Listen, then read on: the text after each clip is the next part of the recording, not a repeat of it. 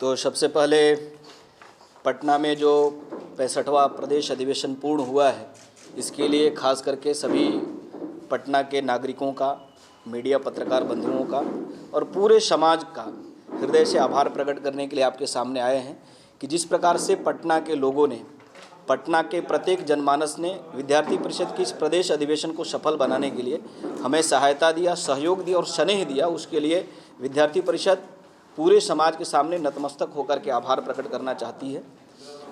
इस प्रदेश अधिवेशन में 885 पूरे प्रदेश भर से प्रतिनिधि सहभागी हुए।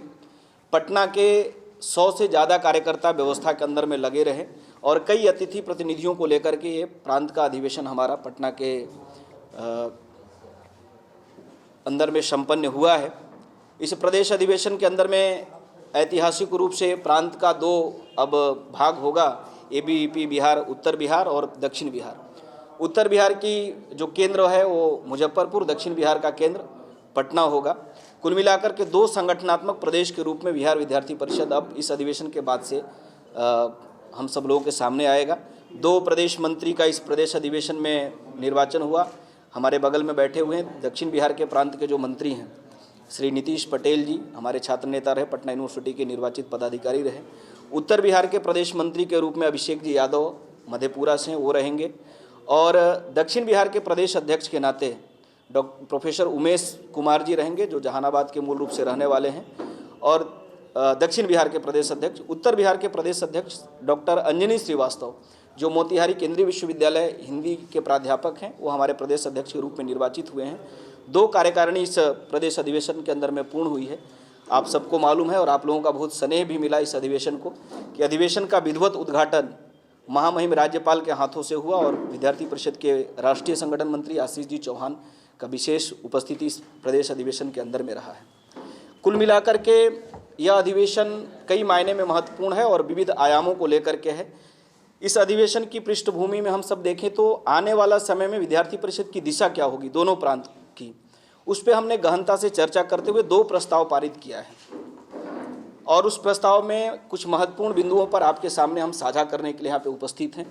प्रस्ताव क्रमांक 1 में हमने कहा है कि राजनीतिक हस्तक्षेप से मुक्त बिहार की शिक्षा व्यवस्था खड़ी करने की जिम्मेवारी सरकार को लेना पड़ेगा। राजनीतिक हस्तक्षेप और प्रशासनिक हस्तक्षेप के ऊपर हम इसलिए बात करना चाहते हैं कि इस प्रदेश के अंदर में शिक्षा के साथ जिस प्रकार की सरकार की पॉलिसी रही, मैं बिहार में और खास करके पटना में मैं एक शब्द को बार बार दोहराता हूं कि सरकार किसी की भी हो, सरकार किसी भी दल की हो, शिक्षा के अंदर में पर्याप्त हस्तक्षेप हुए हैं, जिसका परिणाम आज गलत और दुष्परिणाम आज शिक्षा जगत के अंदर में दिखाई दे रहे हैं। एग्जाम्पल के लिए मैं आपको रखता, इसलिए इस विषय पर हमने प्रस्ताव पारित किया है। बिहार की परीक्षा बोर्ड जो है 10वीं और 12वीं की, वहाँ पे 9 साल से एक IAS की कब्जा है। करेक्ट करने वाली चीज़ है 7-9 साल, उसको जब जिसको जैसा लगता है किया जा सकता है। अब मेरा सवाल है सभी प्रकार की व्यवस्थाओं के अंदर में कि शिक्षा जगत के अंदर में क्या इस प्रदेश के अंदर में शैक्षिक जगत का कोई शिक्षाविद नहीं है जिसको हम अपने एग्जामिनेशन, जो हमारी सबसे महत्वपूर्ण बिहार की जो परीक्षा की बोर्ड है जिसमें 10th और 12th की एग्जामिनेशन होते हैं, हम कोई शिक्षाविद को बैठा सकें? किस प्रकार का हस्तक्षेप हुआ है? मैं किसी भी व्यवस्था का विरोधी नहीं हूँ, लेकिन बिहार के अंदर में ऐसी कौन सी व्यवस्था स्थापित होने का प्रयास हुआ है कि आज ब्यूरोक्रेसी का कंट्रोल इस प्रदेश के अंदर में सभी आयामों पे हो रहा है। इसलिए हमने अपने प्रस्ताव के अंदर में कहा है कि स्वायत्ता, यूनिवर्सिटी की ऑटोनॉमी को बरकरार रखने के बारे में सरकार को विचार करना पड़ेगा। इसलिए इस प्रदेश के अंदर में हम सभी शैक्षिक संस्थानों का ऑटोनॉमी चाहते हैं, स्वायत्ता चाहते हैं। दूसरी एग्जाम्पल हम आपके सामने शेयर करना चाहते हैं।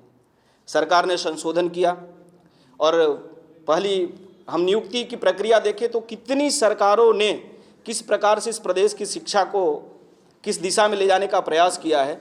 1996 के बाद नियुक्ति हुई 2003 के अंदर में, और 2003 के बाद की जो नियुक्ति हुई उसके ऊपर एक चर्चा हुई कि अब BPSC के माध्यम से, पहले विश्वविद्यालय सेवा आयोग था, 2003 के बाद BPSC के माध्यम से नियुक्ति प्रक्रिया प्रारंभ हुई। BPSC को बाद में फिर उस व्यवस्था को रोक करके विश्वविद्यालय सेवा आयोग का निर्माण किया जाता है। 2018 के अंदर में विश्वविद्यालय सेवा आयोग बनी और उस सेवा आयोग के माध्यम से नियुक्ति की प्रक्रिया होगी। एक तो नियुक्ति की प्रक्रिया नियमित नहीं होने के कारण आज कॉलेजों की स्थिति ये बनी हुई है कि आज एडहॉक के आधार पर टीचर प्रोफेसर नियुक्ति करने की प्रक्रिया, और आप भी नोटिफिकेशन देखे होंगे कि जैसे बालू और छड़ सीमेंट की सप्लाई होती है उस प्रकार की एक आउटसोर्सिंग एजेंसी की लेटर भी हम सब लोगों के सामने चल रहा है। इसलिए इस प्रदेश के अंदर में, और जब विश्वविद्यालय सेवा आयोग की नियुक्ति की प्रक्रिया दी गई तो आज तक मात्र 220 शिक्षकों की नियुक्ति की प्रक्रिया पूरी कर पाया है विश्वविद्यालय सेवा आयोग, जो 2018 के अंदर में बनी है। ऑटोनॉमी पर मेरा सवाल इसलिए है कि ऑटोनॉमी पर जो सरकार के द्वारा हस्तक्षेप हुआ उसको वापस करना चाहिए, कि पूरी नियुक्ति करना था, 3400 से ज़्यादा असिस्टेंट प्रोफेसर की नियुक्ति विश्वविद्यालय सेवा आयोग के द्वारा करनी थी। ठीक है, अभी सब जुडिस्ड मैटर है, रोस्टर क्लियर नहीं होने के कारण से विज्ञापन निकाले गए, विज्ञापन के ऊपर कई सवाल खड़े किए गए। अभी माननीय उच्च न्यायालय ने एक उसके ऊपर में वैधानिक प्रक्रिया को प्रारंभ करने का दिशा में आगे बढ़ने का आग्रह किया है, तो उस दिशा में लोग आगे बढ़ रहे हैं। लेकिन 2000 जो संस्था 2018 में बनती है वो 2024 तक मात्र 220 लोगों की नियुक्ति कर पाती है, और करनी नियुक्ति है 3400 से ज़्यादा। यह इसलिए हो रहा है कि सबसे महत्वपूर्ण सवाल मेरा सरकार के सामने ये है कि जिस विश्वविद्यालय सेवा आयोग को नियुक्ति करने की जिम्मेवारी जो है असिस्टेंट प्रोफेसर की है, उसमें 3 सदस्य ब्यूरोक्रेट्स हैं जो डिप्टी कलेक्टर रैंक के हैं, और उनकी प्रवेश परीक्षा जो है उसकी आहारता है कि मिनिमम ग्रेजुएशन होनी चाहिए। असिस्टेंट प्रोफेसर की जो नियुक्ति होनी है उसकी मिनिमम क्वालिफिकेशन वो पीजी होना चाहिए। अब एक ग्रेजुएशन पास किया हुआ व्यक्ति पीजी को रिक्रूट करेगा, जिसका पे स्केल में भी अंतर है। जिस दिन असिस्टेंट प्रोफेसर नियुक्त होते हैं उस दिन की पे स्केल और जो उनको बहाली करने वाले उनमें बहुत ज़्यादा अंतर है। इसलिए ये भी सवाल है कि इस प्रदेश के अंदर में हस्तक्षेप इस प्रकार के शिक्षा के अंदर में हुए कि असिस्टेंट प्रोफेसर नियुक्ति की नियमावली बनाने वाले ऐसे व्यक्ति के हाथ में व्यवस्था दी गई, जिसके कारण से 18 से 24 तक की नियुक्ति मात्र 200 हुआ। ब्यूरोक्रेट्स का जिस प्रकार से दबाव हो रहा है, प्रभाव बढ़ता जा रहा है, उसके कारण से शिक्षा क्षेत्र के अंदर में अव्यवस्थाएं हो रही है। दूसरी बिंदु हमारे सामने है। तीसरी विषय आपके सामने है कि हम चाहते हैं, विद्यार्थी परिषद ने प्रस्ताव पारित किया है कि बिहार प्रदेश के अंदर में शिक्षा सेंट्रिक चर्चा होनी चाहिए। सभी प्रश्नों का समाधान बिहार के अंदर में शिक्षा का उन्नयन के आधार पर होगा। शैक्षिक जगत के अंदर में एक विश्वास, श्रद्धा बहाल करने की आवश्यकता आज के डेट में है, ताकि कैंपस का दिन वापस लौटे। इसलिए हमने इस प्रदेश अधिवेशन के अंदर में 2 और महत्वपूर्ण बात कहा है। एक तो जो 3 यूनिवर्सिटी बनी, हेल्थ यूनिवर्सिटी, इंजीनियरिंग यूनिवर्सिटी और आर्यभट्ट नॉलेज यूनिवर्सिटी, इसके जो एक परिवर्तन करते हुए, बिहार विश्वविद्यालय एक्ट के अंदर में परिवर्तन करते हुए इसके जो चांसलर मुख्यमंत्री जी को बनाया गया पदेन, यह व्यवस्था उचित नहीं है। इसलिए माननीय मुख्यमंत्री जी को भी विचार करना पड़ेगा कि सभी विश्वविद्यालय जैसे महामहिम कुलाधिपति सभी के कुलाधिपति हैं, तो कुछ सेलेक्टेड इंस्टीट्यूशन के कुलाधिपति मुख्यमंत्री जी को नहीं होना चाहिए। ये कहीं ना कहीं यूनिवर्सिटी की स्वायत्ता और शिक्षा क्षेत्र के अंदर में राजनीतिक हस्तक्षेप को कहीं ना कहीं यह सूचक है, उसको कहीं ना कहीं प्रतीक के रूप में दिखाई दे रहा है। इसलिए इस प्रदेश अधिवेशन में हमने कहा है कि ये तीनों यूनिवर्सिटी को के कुलाधिपति महामहिम राज्यपाल ही होने चाहिए। इस दिशा में बिहार सरकार को प्रयास करना पड़ेगा। एक महत्वपूर्ण बिंदु जो इस अधिवेशन के अंदर में हमने चर्चा की है, जो नियुक्ति के ऊपर भी चर्चा हुई, कि विश्वविद्यालय के अंदर में हम नियुक्ति के अधिकार कुलपतियों को देना पड़ेगा। दूसरे प्रदेश के अंदर में है, हम बगल के उत्तर प्रदेश में जाते हैं तो यूनिवर्सिटी में नियुक्ति का अधिकार वाइस चांसलर को है। हम महाराष्ट्र में जाते हैं, हम केंद्रीय विश्वविद्यालय के अंदर में जाकर के देखते हैं तो नियुक्ति की पूरी अधिकार कहीं ना कहीं यूनिवर्सिटी के पास है। यूनिवर्सिटी चूँकि ऑटोनॉमी का हिस्सा है, इस प्रदेश के अंदर में नियुक्ति की अधिकार बीपीएससी बाद में सेवा आयोग को दिया गया। इसलिए विद्यार्थी परिषद ने कहा है कि नियुक्ति की अधिकार यूनिवर्सिटी डिपार्टमेंट यानी पीजी लेवल की जो पढ़ाई है, परिसर है, वहाँ पे नियुक्ति की अधिकार यूनिवर्सिटी को होना चाहिए। कॉलेज में जो नियुक्ति का अधिकार विश्वविद्यालय सेवा आयोग को कॉलेज सेवा आयोग बनाते हुए पूरी डिग्री कॉलेज जो सरकार की नवांगीभूत इकाई है उसमें कॉलेज की नियुक्ति का अधिकार कमीशन के पास हो। इससे क्या होगा कि यूनिवर्सिटी के अंदर में शिक्षकों की जो अभी हम सब लोग देख रहे हैं कि बड़ी संख्या में कमी है, उसके ऊपर कहीं ना कहीं एक हम सब लोग लगाम लगा पाएंगे और गुणवत्ता युक्त शिक्षा हम देने की दिशा में आगे बढ़ेंगे। एक और ऑटोनॉमी के ऊपर में हमने बात की है। एक बार जो कुछ दिन से आप सब लोग देख रहे होंगे कि ब्यूरोक्रेसी यूनिवर्सिटी के अंदर में टकराहट की स्थिति बन रही है। कब किसी आईएएस को लगता है किसी वाइस चांसलर को का सैलरी रोक देते हैं, ये उचित नहीं है। हम जिस प्रदेश में बैठे हैं उस प्रदेश में एक एग्जाम्पल है कि कृष्ण बाबू से कोई मुख्यमंत्री मिलने के लिए समय मांगे तो कृष्ण बाबू बोले कि मैं आपके घर में खुद आता हूँ, चूँकि आप शिक्षाविद हैं। ठीक है, डिटोरिएशन हुआ होगा दोनों स्तर से, लेकिन एक जो बार बार घटनाएं हो रही हैं, सेक्रेटरी अपने चैम्बर में कुलपतियों की मीटिंग बुला रहे हैं, ये बिहार के सेहत के लिए, शिक्षा के सेहत के लिए ठीक नहीं है, इसका निषेध होना चाहिए। इसलिए दो प्रकार की ऑटोनॉमी सरकार बहाल करे यूनिवर्सिटी का, एक तो फाइनेंशियल ऑटोनॉमी बहाल करे और दूसरी ऑटोनॉमी जो है एकेडमिक ऑटोनॉमी बहाल करे। मॉनिटरिंग करने के लिए, मैं ये नहीं बोल रहा हूँ कि आप मॉनिटरिंग छोड़ दीजिए, मॉनिटरिंग करने के लिए आप एक स्वस्थ सेल डेवलप करिए कि यूनिवर्सिटी की ऑटोनॉमी को बरकरार रखते हुए जिस प्रकार की सरकार की कोई शिक्षा क्षेत्र में उन्नति करने की कोई मंशा है तो उसका ठीक से मॉनिटरिंग होना चाहिए, ठीक से एग्जीक्यूशन होना चाहिए।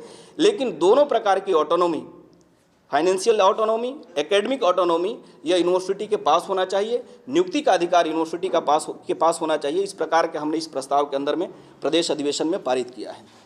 हमने बिहार प्रदेश के अंदर में एक असीम संभावनाएं हैं। हम इस प्रदेश के अंदर में देखेंगे तो टूरिज्म को प्रमोट किया जा सकता है। इस प्रदेश के अंदर में एग्रो बेस्ड कई MSME के प्रोजेक्ट प्रारंभ करने की दिशा में प्रयास किया जा सकता है। इसलिए ABVP ने एक समेकित डेवलपमेंट पॉलिसी के बारे में इस प्रदेश अधिवेशन में हमने प्रस्ताव पारित किया है।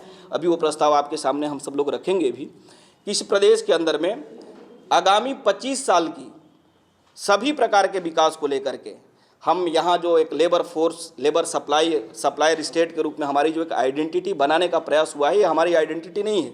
हम तो नालंदा तक और विक्रमशिला वाले लोग हैं। इसलिए विद्यार्थी परिषद ने कहा है कि सर्वांगीण बिहार के विकास के लिए हम सभी को एक 25 साल की नीति, समेकित विकास की नीति सरकार को डिक्लेयर करना चाहिए। हमारी शिक्षा की नीति तो काफ़ी अच्छी आई है, उसी प्रकार से रोजगार की नीति क्या होगी, उसी प्रकार से उद्योग की नीति क्या होगी, उसी प्रकार से सुरक्षा की नीति क्या होगी, उसी प्रकार से इस प्रदेश के अंदर में बिहार तेज़ी से आगे बढ़े, इस भाव को लेकर के नौजवानों को बाहर पलायन न करना पड़े, उसके लिए वर्ल्ड क्लास इंफ्रास्ट्रक्चर के इंस्टीट्यूशन यहाँ डेवलप होने चाहिए। उसी प्रकार से रोजगार से आधारित सभी प्रकार के संभावनाओं का यहाँ पे प्रचार और प्रसार होना चाहिए। ऐसे विषय को लेकर के प्रदेश अधिवेशन हमारा संपन्न हुआ है। हम 2 प्रस्तावों के आधार पर आगामी समय में इन्हीं 2 प्रस्तावों को लेकर के हम आगे काम करेंगे। इस प्रकार के विषय आपको बताने के लिए हम सब लोग यहाँ पर इकट्ठे होंगे। बाकी प्रदेश मंत्री जी बोलेंगे। बहुत सारा विषय हम लोगों के बीच अधिवेशन से संबंधित जो प्रस्ताव पारित हुए हैं अपने राष्ट्रीय महामंत्री श्री अकबर सुख जी ने रखा है। इसके अलावा हमारा मानना है कि जल्द से जल्द बिहार के जितने भी विश्वविद्यालय है उसमें छात्र संघ बहाल होना चाहिए, कैंपस का सुरक्षा सुनिश्चित होना चाहिए। जितने भी विश्वविद्यालय आप देखते हैं, पटना विश्वविद्यालय का अगर छोड़ दें तो इसके अलावा कहीं भी बालिका का जो छात्रावास है वो सुचारू रूप से चालू नहीं है। जिस अनुपात में छात्रावास का सुविधा मिलना चाहिए, मेस का सुविधा मिलना चाहिए, उनके लिए जिस प्रकार की इंफ्रास्ट्रक्चर का व्यवस्था होना चाहिए, आज भी इसका कहीं ना कहीं घोर अभाव है। इन विषय को लेकर भी विद्यार्थी परिषद आगामी दिनों में इसको लेकर संघर्ष करेगा, अपना मांग रखेगा और इसके लिए जो भी नीति बनाना पड़े इस सभी विषयों को लागू करने को लेकर के विद्यार्थी परिषद आने वाले दिनों में इन विषयों को लेकर संघर्ष करेगी। इसके अलावा जितने भी अखिल भारतीय विद्यार्थी परिषद के प्रतिनिधि इस अधिवेशन में भाग लिए हैं, एक ऐतिहासिक अधिवेशन सभी के लिए रहा है क्योंकि संयुक्त रूप से ये लास्ट अधिवेशन था। इस अधिवेशन में हमारे जितने भी प्रतिभागी इसमें भाग लिए, इसके अलावा हमारे पूर्व कार्यकर्ता जो हमारे संगठन के लीड होते हैं, एक अच्छे मात्रा में उनका भी इसमें सहयोग रहा है। इस अधिवेशन का उद्घाटन माननीय राज्यपाल जी ने किया था और बहुत ही यादगार अधिवेशन रहा। इसके लिए सभी का बहुत बहुत पटना के कार्यकर्ता इसमें 100 से ज़्यादा कार्यकर्ता इस व्यवस्था में लगे और इस अधिवेशन को यादगार बनाया है।